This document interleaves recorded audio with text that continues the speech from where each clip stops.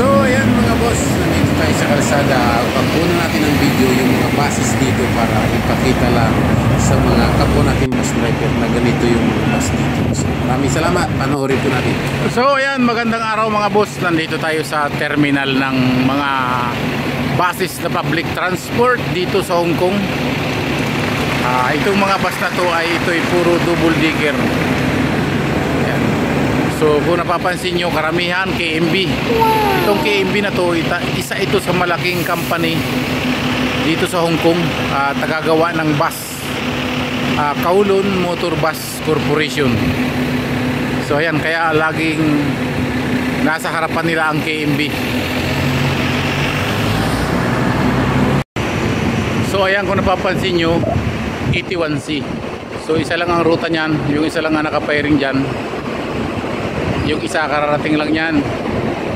So ang pagsakay dito ng bus ay hanapin mo yung number.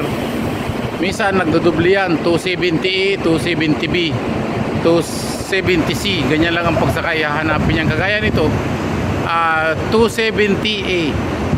So dapat alam mo kung paano sumakay ng bus para hindi ka maliligaw. Malayo yung next bus stop at mahirap bumalik, lalo't karamihan Chinese yung bus stop pero may English din na nakalagay. Ayan, shout out dyan sa mga kapwa natin bus driver na tropa. Saan man kayo ngayon, lagi kayo mag-iingat at sana pagdating ng araw lahat tayo maging successful sa buhay.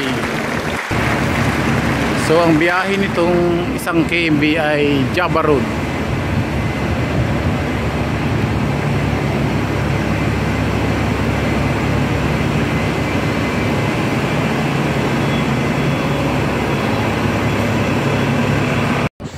So ayan, dito tayo sa entrance ng branch terminal dito sa Chatan Road dito sa Kowloon. So ayan, maraming salamat sa mga nanonood ng aking YouTube channel. Maraming salamat sa inyo.